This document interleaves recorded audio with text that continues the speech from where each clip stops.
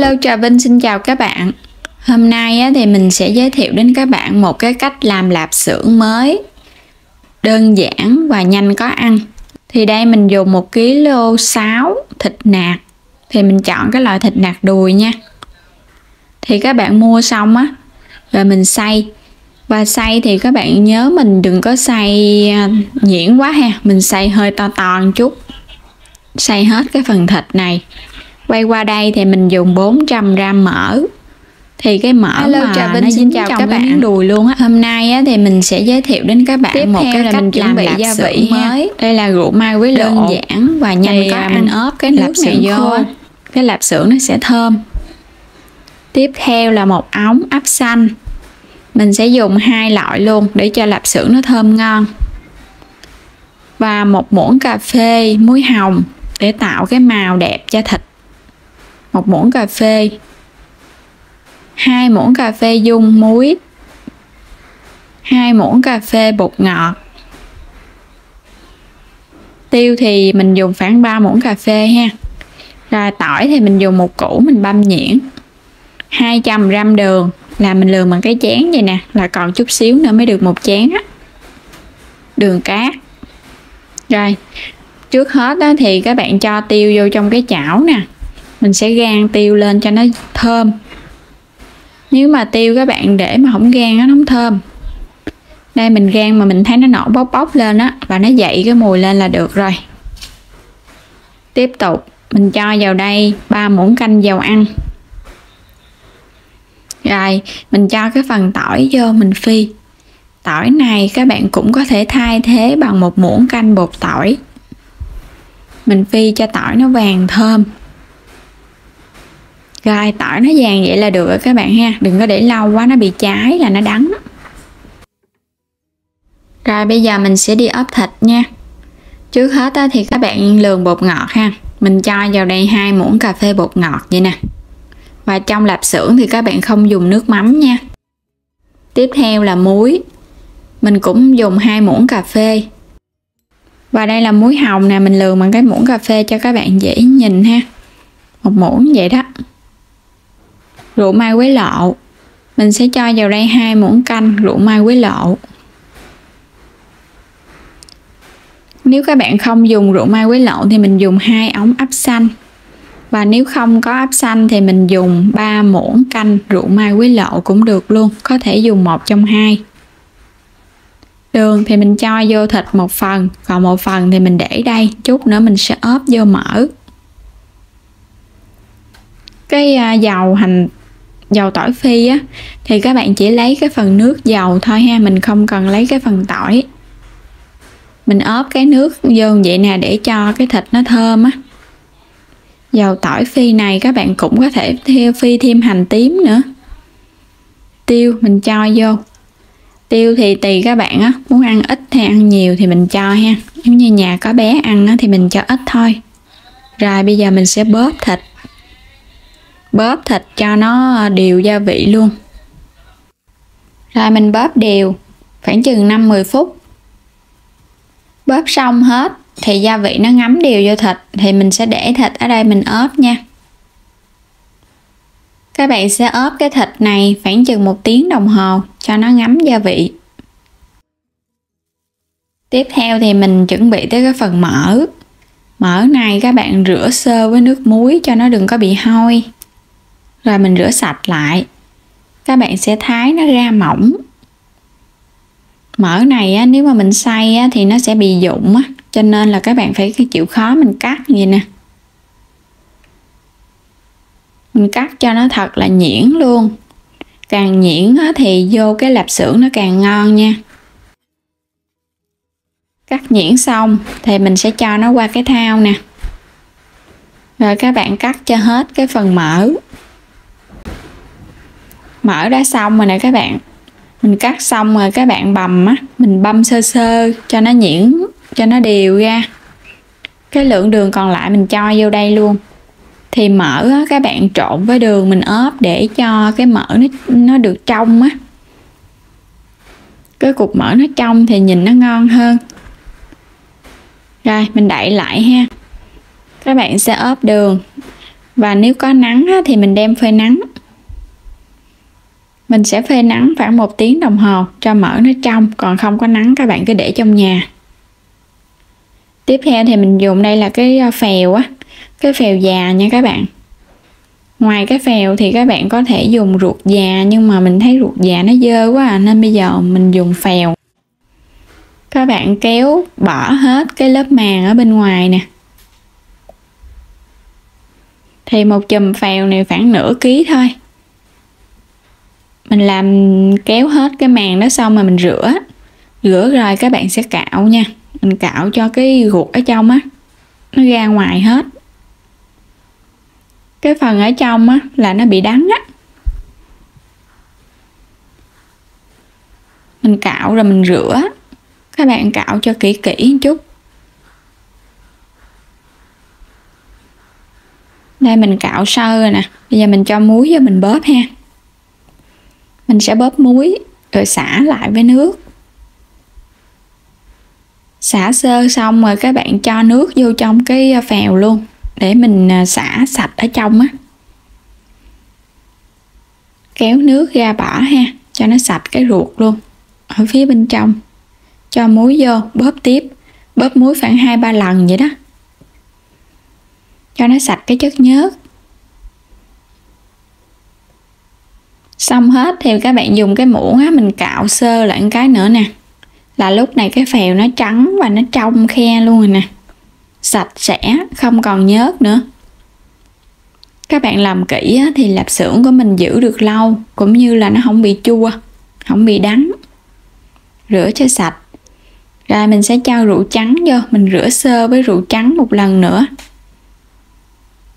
Rồi các bạn xả nước. Rồi vậy là xong rồi ha. Đây cái chén rượu còn lại nè, mình sẽ thả phèo vô đây, mình ngâm để đây. Quay trở lại thịt thì mình ốp được 1 tiếng đồng hồ. Thì bây giờ bắt đầu mình đi làm được rồi đó các bạn, mình trộn hai thứ lại được rồi. Mỡ mình cũng phơi nắng được 1 tiếng. Lúc này mỡ á, các bạn nhìn thấy nó trong rồi nè. Đó, ở bên trên nó trong rồi ha.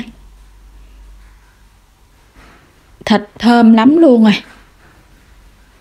Cái thịt mà các bạn cho muối hồng vô thì nó có cái màu hồng tự nhiên. Và muối hồng là muối được phép dùng trong thực phẩm, không có sợ bị độc hại nha. Mình dùng với liều lượng cho phép. Nếu không có muối hồng, các bạn có thể thay thế bằng dầu điều cho nó đỏ cũng đẹp nữa. Và mình trộn đều lên. Trộn đều xong là bắt đầu mình đi làm lạp xưởng luôn. Hôm nay thì mình dùng đây cái đồ dụng cụ bóp lạp xưởng này nè. Cái này thì các bạn mua ở trên Shopee á. Cái phèo thì bây giờ mình sẽ vớt lên cho nó ráo rượu. Rồi mình gắn cái ống này vô ha. Mình làm cái này cũng dễ lắm. Nếu các bạn không mua cái này thì mình cắt cái nắp chai á, mình bóp ra cũng được nữa. Làm cái này thì nó tiện hơn chút. Cho cái cọng vô. Nếu như không có dùng cái phèo này, các bạn cũng có thể mua cái ruột khô. Ruột heo khô người ta bán sẵn á. Mình cho vô. Cho mình chia ra mình cho ha. Cho nó đầy, sao đừng có cho nó nhiều quá. Nhiều quá mình khó dặn lắm. Rồi, dặn cho nó kín lại. Mình sẽ buộc cái mối của cái phèo lại nha. Để thân hồi bóp thịt ra nó chảy hết trơn á. Phải buộc lại. Rồi các bạn dặn từ từ vậy nè. Rồi thịt nó chảy ra, dễ lắm. Mình dặn xuống cái mình lấy cái tay á. Mình kéo cho thịt nó giãn ra, nó chảy xuống dưới. Đây mình làm xong hết rồi nè các bạn. Còn chút xíu nữa là xong rồi đó. Bây giờ mình bóp ra một cái nữa. Rồi xong rồi nè. Đó các bạn nhìn thấy những cái chiếc lạp xưởng ngon rồi nè. Rất là đều luôn. Rồi bây giờ mình sẽ buộc nó lại ha. Làm bằng cái phèo á, thì nó hơi cong chút xíu. Còn các bạn làm bằng cái ruột khô á, thì nó thẳng băng nè. Nhưng mà cái ruột khô nó to hơn cái phèo. Mình sẽ dùng những cái cọng dây chỉ nhợ này để mình buộc những cái khúc lạp xưởng. Các bạn canh ra mỗi một khúc khoảng chừng hơn 1 tấc vậy đó. Tùy theo các bạn thích cái chiếc lạp xưởng dài hay ngắn nữa. Mình thì thích nó dài dài nhìn thấy nó đẹp mắt hơn. Buộc cho nó chặt lại luôn ha.